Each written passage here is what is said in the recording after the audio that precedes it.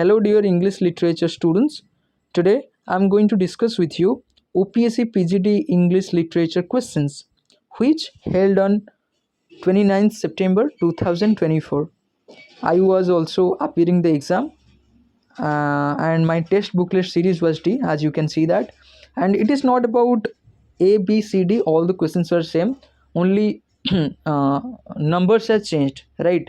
So just watch this video to know what is your score and let me know by commenting below.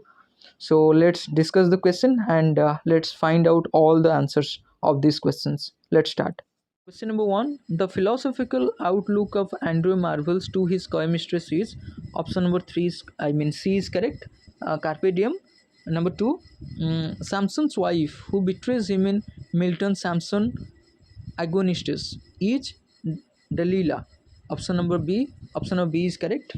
Then number three, in the Tempest, who speaks the line, "We are such stops as dreams are made on, and our little life is rounded with a sleep." Option number A is correct, Prospero.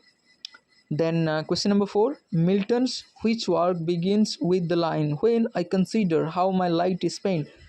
Easy, right? Sonnet 19 is the correct answer. Then question number five, the lines was this phase that launched 1,000 ships and burned the topless towers of Ilium, appear in the play Dr. Faustus. Option number C is correct. Then question number six, who wrote the more heroic poem, The Rape of the Lock? Oh, easy peasy, right? B, Alexander Pope. Then in Gulliver's Travel, who were inhabit the island of Land? So here option number D is correct, Yahoos. Then question number 8, Samuel Johnson's A Dictionary of the English Language was first published in the year 1755. Option number B is correct. Question number 9, Blank by Oliver Goldsmith follows the misfortune of Dr. Primrose and his family. So Dr. Primrose, you remember the character, right? So here the option number C is correct, the Vicar of Wakefield. Then question number 10, the play The Beggar's Opera by whom is a satirical ballad on politics and society. So here the answer is option number A, John Gay. Then question number 11, John Bunyan's The Pilgrim's Progress can be best described as option number D is correct, an allegorical prose work. Then number 12, in blank, Uncle Toby gets embroiled in misadventures and mechanical contraption, and here the option number A is correct, Tristram Shandy. Then question number 13, in Robinson Crusoe, what was the name of Crusoe's human companion on the island? It is very easy, right? Question option number A is correct, Friday. Who wrote The Lives of the Poets, a collection of biographical and critical essays? Option number B is correct, Samuel Johnson. Then question number 15, Orinoco, in Afra-Vance Orinoco is, so Orinoco basically was an African prince and nobleman. Then question number 16, Wordsworth's blank is considered the manifesto of the romantic movement. Here the correct option is option number A. Then who suffers from life and death fate in Rime of the Ancient Mariner? Here the option number A is correct, the mariner. Then question number 18, the line "beauty is truth and truth is beauty" appears in John Keats' poem. It is very easy, right? Option number C, Ode on a Grecian Urn. Then question number 19, the contrasting poems "The Lamb" and "The Tiger" appear in William Blake's Songs of Innocence and Songs of Experience. Option number A is correct. Then number 20, the satirical epic poem Don Juan is written by option number D, Lord Byron. Then number 21, the complete title of Mary Shelley's novel Frankenstein is Frankenstein, a Modern Prometheus. Option number A is correct. In Pride and Prejudice, who initially rejects Mr. Darcy's proposal because of his perceived arrogance and mistreatment of Mr. Wickham? So option number A is correct, Elizabeth Bennet. Question number 23, in Wuthering Heights, who narrates most of the story to Mr. Lockwood? So here option number D is correct, Nelly Dean. Then question number 24. Dickens' novel Dash begins with "It was the best of times, it was the worst of times." It is very easy, right? A Tale of Two Cities. Option number C is correct. Then option number 20. Question number 25. The real name of Lewis Carroll. Lewis Carroll. What was the full name or real name of Lewis Carroll? Here the option number A is correct. Charles Ludwig Dodson. Dodson. Yeah. Number 26, Victorian thought was greatly influenced by On the Origin of Species by Charles Dickens. Charles Darwin. I'm sorry. And number 26, A option is correct. Charles Darwin. Then the dramatic monologue blank is a work by Robert Browning. My Last Duchess is a dramatic monologue. Then question number 28, James Joyce's novel Ulysses parallels in several respects. So here option number C, Odyssey is the answer. Number 29, Waiting for Godot. You know that, right? Samuel Beckett. So 29 option number A is correct. Then 30, D.S. Lawrence. Which work of D.S. Lawrence was banned for obscenity in USA, UK, Canada, and Australia? So here the option number C, Lady Chatterley's Lover, is the correct answer. Then number 31, the line "Things fall apart, the center cannot hold" is from W.B. Yeats' poem. Of course, it is from The Second Coming.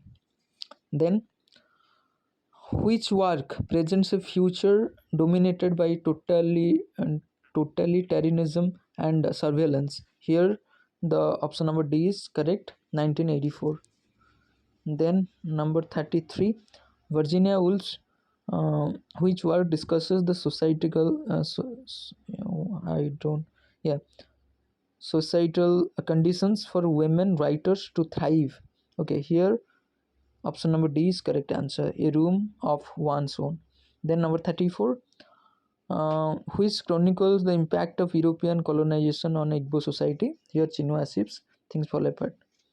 Then number 35, Aldous Huxley's Brave New World takes its title from Shakespeare's play The Tempest. Option number B. Then the term Bildungsroman refers to coming of age novel. Option number D is correct. Number 37, who is an exponent of narrative technique known as stream of consciousness? So stream of consciousness, of course, Virginia Woolf. Option number B. Then question number 38, blank features concise narrative with a clear moral, often with animals characters. So option number D, Fable. Then question number 39, what uses humor, irony, ridicule to expose people's stupidity and vices? It is satire. Option number C. Then 40, number 40, what consists of 14 lines? So when you know that it is 14 lines, then of course it is sonnet. Then question number 41, which novel is marked by its narrative through series of letters? When it comes to letters, we know that it is epistolary novel. Yeah, Pamela by Richardson in 1740, right? Then 42, who is best known for his contribution to the historical novel? Walter Scott. Then number 43, what is an example of tragic drama? Death of a Salesman. Then blank is a narrative poem that tells a heroic story and is grand in scope and size. Of course it is epic. Number C, option number C is correct. Then The Machine, The Invisible Man, The War of Worlds, all works written by H.G. Wells, right? So basically it is science fiction. 45, number C. Then 46, dash is a rhetorical understatement involving affirmation by negating its opposite. So when it is a literary device that state a negative statement to show positive, right? It is litotoise. Option number B. Then 47, dash is a figure of speech comparing two unlike things who are like or as. You know, right? Number 1. A, simile. Blank fundamentally involves discrepancy between expectation and reality. Of course, it is irony. You know that. Then 49, blank doesn't use rhyme or regular meter. It is free verse. Option number B. Then blank is a technical break defined as a pause in the middle of a line of poetry. So number 1, option number A is correct. Then 51, uh, blank is the sudden realization or insight experienced by a character. Here epiphany. Option number C is correct. The term elegy describes which one? Yes, number B is correct. Option number B is correct. Then 53, the excessive pride. When we talk about excessive pride, one thing comes to our mind, that is hubris. Then 54, uh, which is the substitution of the name of an attribute for that of the thing meant. Okay, so it is metonymy. 54, option number D. Then 55, uh, blank is a figure of speech in which two phrases are parallel but inverted in structure. Here option number C is correct. Then 56, Dr. Johnson praises Shakespeare for his portrayal of universal human nature. Option number C is correct. Then according to whom Shakespeare created characters reflecting true human nature. Here option number C, Samuel Johnson, is correct. Dr. Johnson defends Shakespeare use of anachronism because they are historical accurate. Option number C is correct. Dr. Samuel Johnson identifies as a major defect in Shakespeare plays. Here option number B is correct. His failure to moralize his plays.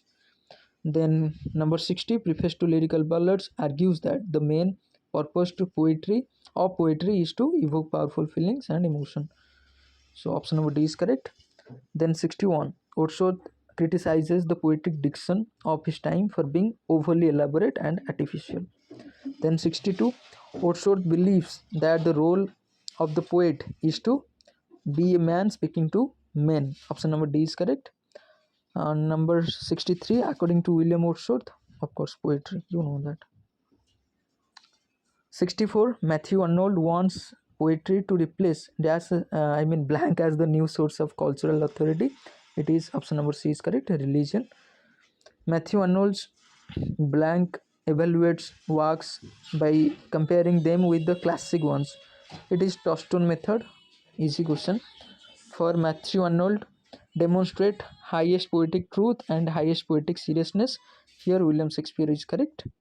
Then 67, Matthew Arnold regard blank as a supreme example of the highest excellence in poetry. Here option B is correct, John Milton. Then 68, T.S. Eliot suggests that poet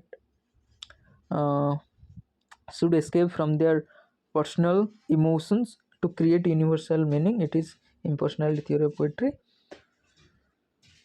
Then T.S. Eliot claims that artistic creation a process of blank because of poetry engage in a continual surrender himself to tradition. So option number B is correct.